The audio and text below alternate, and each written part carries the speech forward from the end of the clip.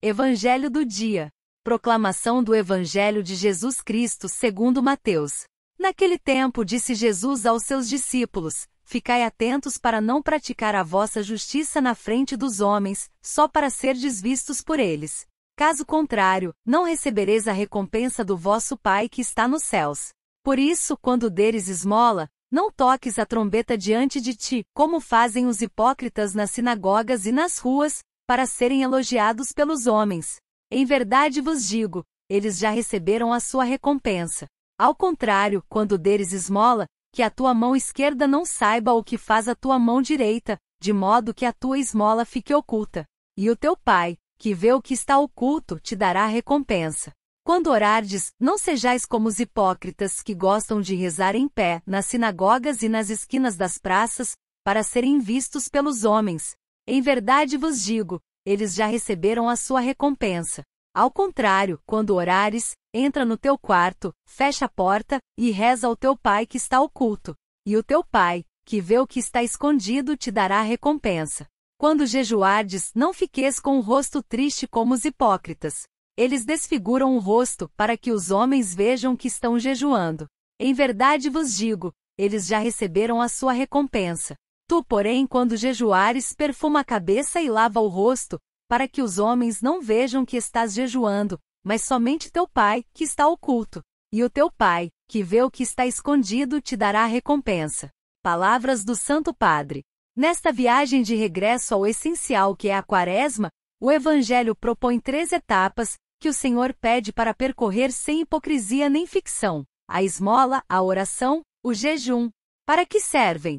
A oração liga-nos a Deus, a caridade, ao próximo, o jejum, a nós mesmos. Eis para onde nos convida a olhar a Quaresma: para o alto com a oração, que liberta de uma vida horizontal e rastejante, onde se encontra tempo para si próprio, mas se esquece Deus. E depois para o outro com a caridade, que liberta da nulidade do ter, de pensar que as coisas estão bem se para mim correm bem.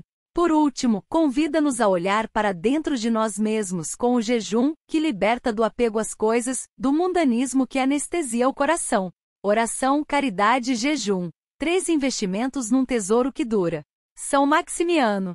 Maximiano nasceu em 498 em Pola, Istria, hoje Croácia. Na mocidade tornou-se diácono da igreja local. O feliz achado de um tesouro pelas mãos de seu pai, ou pelas suas, permitiu-lhe desembarcar na corte imperial de Constantinopla, onde pôde ganhar a estima do imperador São Justiniano, santo das igrejas ortodoxas. Em 545, com a morte do bispo de Ravenna, os fiéis da cidade pediram ao imperador que concedesse a cátedra a um candidato por eles proposto, mas o Papa Vidílio escolheu Maximiano para a sé vaga.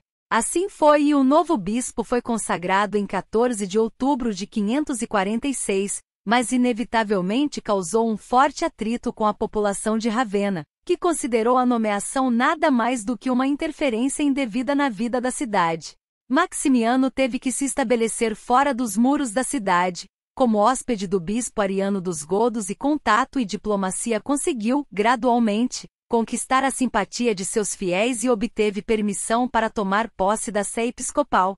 Seu episcopado representou a época de ouro da igreja de Ravenna. De fato, as basílicas de São Miguel e São Vital foram concluídas e consagradas. Muitas outras foram embelezadas. São João, Santo Estevão e várias igrejas da nativa Pula foram decoradas com esplêndidos mosaicos. O número de livros que Maximiano escreveu foi grande: crônicas, descrições de Ravenna, catálogos dos bispos da cidade e 12 volumes de seus sermões. Ele também preparou uma edição da Bíblia acompanhada de notas na margem e escreveu um sacramentário no qual o sacramentário leonino foi provavelmente baseado posteriormente. Suas atividades se estenderam a toda a Itália, da qual em todos os aspectos foi primaz durante a longa ausência de Roma do Papa Vigílio.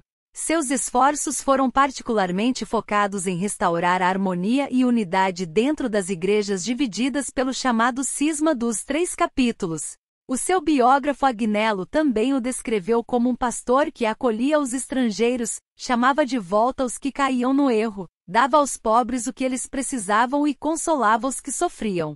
Maximiano morreu em Ravenna, em 22 de fevereiro de 556, e seus restos mortais foram sepultados na Basílica de San Andrea, onde permaneceram até 1809, antes de serem transferidos para a Catedral, após a desconsagração da igreja pela administração napoleônica da cidade.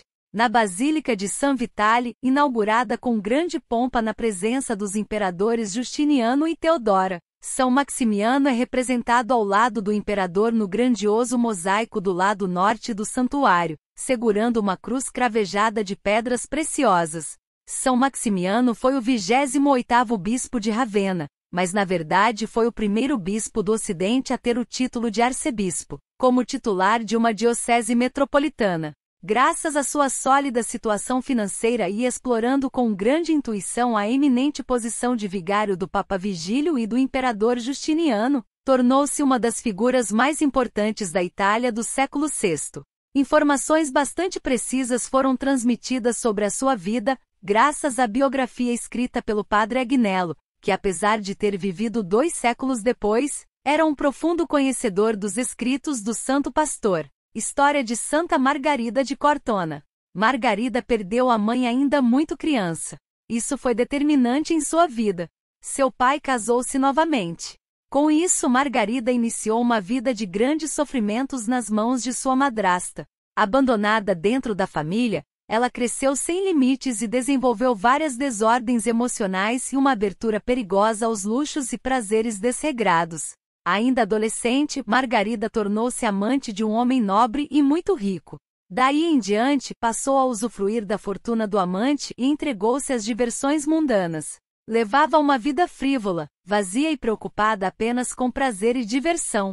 Um dia, porém, seu amante foi fazer vistorias em alguns terrenos seus e foi assassinado.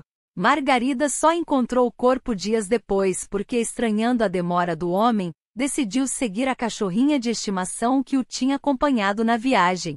Quando ela viu o corpo do homem já em putrefação, teve a iluminação do arrependimento. Percebeu, ali, a futilidade da vida que vivia e voltou para a casa de seu pai. Seu objetivo era passar o resto de sua vida em penitência. Com o intuito de mostrar publicamente sua conversão, Margarida foi à missa tendo uma corda amarrada no pescoço. Pediu perdão a todos pelo desrespeito de sua vida passada. Essa atitude, porém, despertou a inveja de sua madrasta. Esta tramou e agiu até conseguir que Margarida fosse expulsa da paróquia. Margarida sofreu bastante por causa disso. Chegou a pensar em voltar à sua vida de riqueza e luxúria. Porém, venceu a tentação e, com firmeza, manteve-se na decisão que tinha tomado. Margarida procurou os franciscanos de Cortona e conseguiu ser aceita na Ordem Terceira. Porém, para ser aceita definitivamente, teria que enfrentar 3 anos de provações. Nessa época, ela infligiu a si mesma as penitências mais severas, com o intuito de vencer as tentações. Os superiores franciscanos passaram então a orientá-la. Isso a impediu de voltar a cometer excessos em suas penitências. Com apenas 23 anos, Santa Margarida de Cortona foi agraciada com várias experiências religiosas e místicas, presenciadas e confirmadas por seus diretores espirituais franciscanos. Entre essas experiências, há relatos de visões, revelações, visitas do anjo da guarda e até mesmo aparições de Jesus Cristo. Aliás, com Jesus ela conversava frequentemente nos momentos de orações contemplativas. Santa Margarida de Cortona percebeu a aproximação de sua morte e partiu para o Pai serenamente.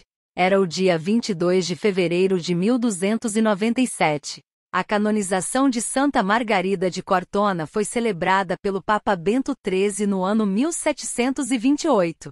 Sua veneração litúrgica ficou instituída para o dia de sua morte. Oração a Santa Margarida de Cortona.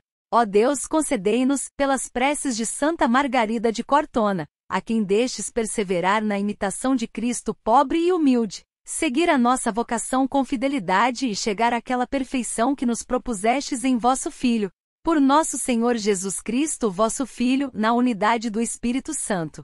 Amém.